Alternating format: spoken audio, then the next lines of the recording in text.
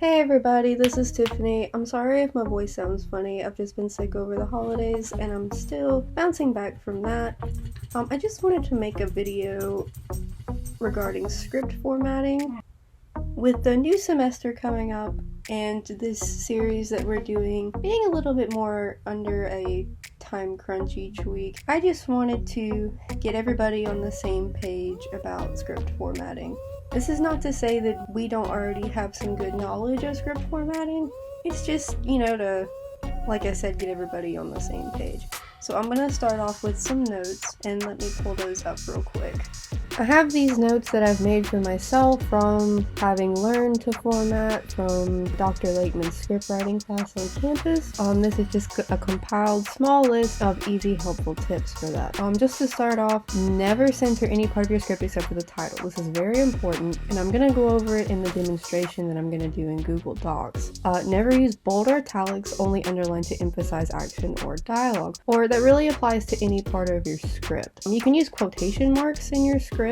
That is perfectly fine, and you can also use parentheses, which we will talk about as well, but bold or italics are not allowed. The margins are as follows. Left align all parts of your script except for the title. And this means that, as I said before, we don't center any part of the script except for the title. All of the formatting that we're going to do is going to be from the left alignment, which is normally how you would write like a paper or something like that. From the left side of the paper, your indentation should be 2 inches. So when we do the left alignment, and I will demonstrate this, you will left align from 2 inches from the left side of the paper. From the right side, your indentation should be 1 inch. That's about standard, and I will demonstrate that as well. All action blocks / sequences can be written with these margins, which is true, and I will demonstrate that. When creating dialogue, start with the speaker / character's name in all caps, indented 4 inches from the left side of the paper, meaning that whenever you create dialogue or write dialogue, write the speaker's name in all caps to signify that it's that speaker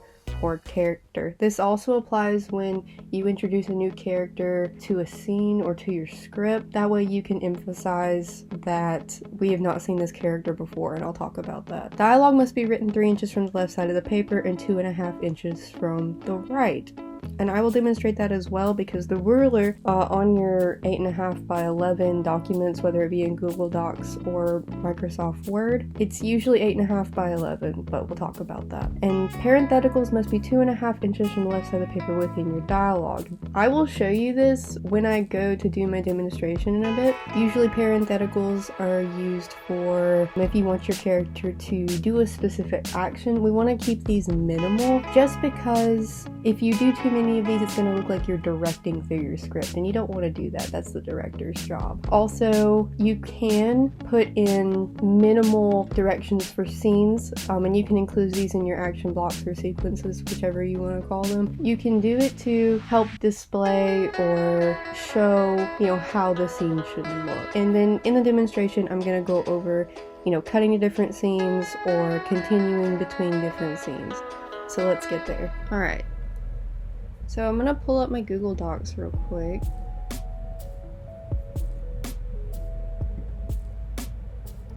And I know this can seem kind of confusing, or maybe it's just not clear, but hopefully what I'm about to do will clarify all that for you. Also, I apologize if you heard my dog in some of the previous audio. She's been running around playing all day. Alright, so now that I've got this open, I'm gonna go ahead and give it a title. I like to title everything and keep everything very organized in my computer and my files, just anywhere I have any of this digital stuff stored. So let's do this. Let's call this voice over example. Alright, so I'm gonna start from my first note that I showed you guys earlier. Never center any part of your script except for your title. Easy enough. And to really begin, I probably should have started with this, but Courier is the industry standard font. They require you to write in Courier. Now, I've been using Courier New because I can't find just regular Courier in Google Docs, but this seems to be fine because when I was submitting assignments last semester, it seemed to be fine with the professor. So I'm just gonna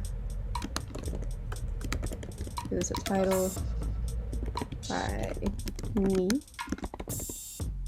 And then I'm going to put a space between my title and my first line of my script. I do want to mention that earlier, and those notes are the industry standard for writing scripts and submitting them. So if you want to send them out to like an agency or, you know, get a movie made from a script, it has to be in this format. I learned that in the script writing class as well, and basically everything else that I'm about to show you. 12-point font, also the industry standard. So Courier, 12-point font.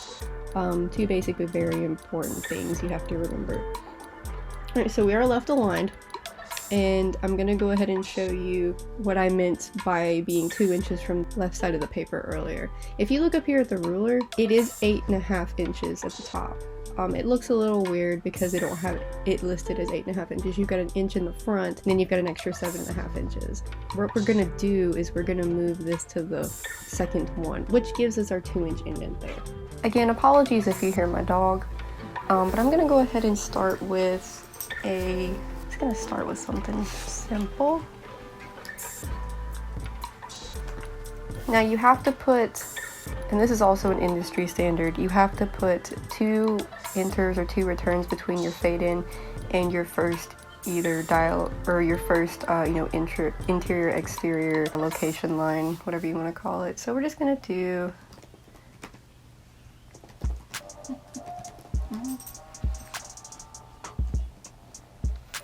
and then I am going to start with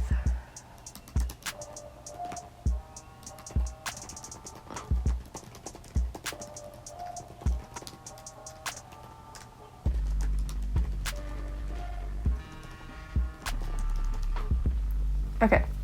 So at this part, you'll notice that I put the characters' names in all caps, and I do believe that we talked about that in the notes. Yeah, we did. So again, when you're introducing a new character to your script or to your scene, you have to put their names in all caps just once, and then the rest of the time it can be normal formatting with the capital letter and the rest of the letters in lowercase for their name. Alright, so this is where we get to the part, before I forget, always add your page numbers. And you're going to put them in the upper left hand corner of the page. I like to reformat mine with the proper font and sizing just so the spacing stays the same. It's pretty similar on both Google Docs and Microsoft Word. Back to what we were doing. I'm gonna add some dialogue for Joe. And what you'll do is the name has to be 4 inches indented from the left hand side. So I'm gonna move this to the 3. And their name has to be in all caps when you do the dialogue, so just like that. And you'll notice it looks like it's centered, but being 4 inches into the page is actually a little bit off center. So I'm going to do enter, and then I'm going to move this to the 2, which gives us our 3-inch indenting from the left side of the page. And I'm going to give Joe some dialogue.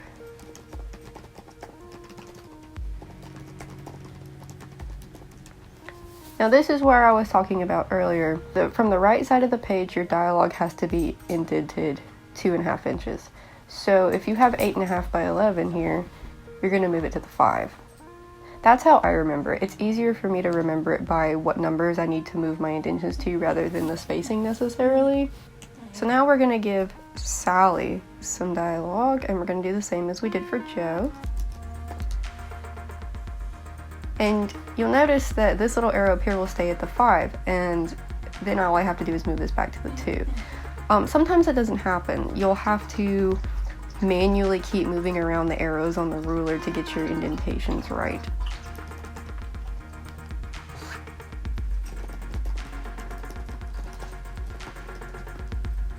So after your dialogue, you can add more dialogue, or you can add another action block per sequence. But you have to move your indentation arrows back to where they're supposed to be. Now this is where I'm going to start explaining the parentheticals. I put an action sequence there for Joe just because it fits a little bit better. But for Sally, what I could have done is, like, note that this is not going to stay where your dialogue is. It's not going to be the same indentation. You have to move this to the 2.5 inch mark. It is indented 2.5 inches in. And as I said before, you can use these minimally. It's recommended in the industry that you don't use them as much because, like I said, it can look like you're trying to direct through your script, and we don't want to do that. Now for Joe's size, if I really wanted to, I could have added another dialogue for Joe, and I could have put a parenthetical parenthesis, sigh, parenthesis, or however you want to do it. But sometimes your action sequences are going to be short like this just because that's what fits better. Now on to my next note. We're going to talk about the cuts and the continuations. I'm going to go down here a little bit. So when you're switching between scenes, depending on how you're writing it, this is what you're going to do. If you're flowing between or from scene to scene, you're going to maybe either switch, you're probably going to switch your location. So let's say they move outside to the pool. But we're not really changing any amount of time. It's just a little bit later and they are going out to the pool. So we would put continuous.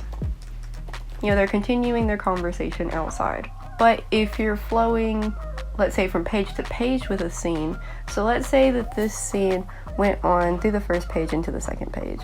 What you would put, you're going to tab all the way over, you would put continued. That is to signify that we're not switching to another scene and forgetting to put our interior or exterior. We're still in the same scene, and that is to avoid confusion. Now, if we were switching scenes, switching locations, switching times completely, you're going to tab all the way over and you're going to put something like cut to, dissolve to. I wouldn't put like fade to, because at the beginning we've already got our fade in, and at the end of our script, when we've totally ended everything, we're going to put fade out. So I would avoid fade just because it's going to become kind of redundant. I really hope this helps y'all out. If y'all have any more questions, definitely feel free to reach out to me. I can send you my brief notes as well if you'd like, if that would help you out.